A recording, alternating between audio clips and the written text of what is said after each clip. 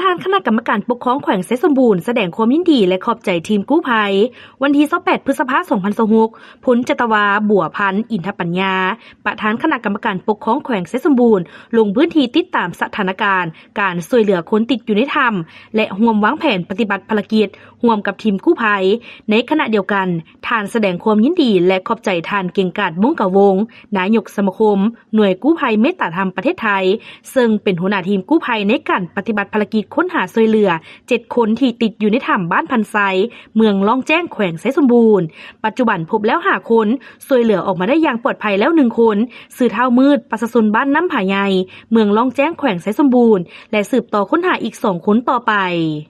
ให้กำลังใจ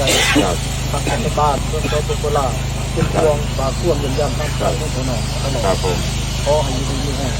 ทุกคนนาทีในศาสนาทางนี้ครับผมฮะเราอีกไม่พอดีนะนั่งพอไปยังนั่งรถเบิ้งได้งานเบิ้งแถมผมขออนุญาตรายงานทันทีนะครับ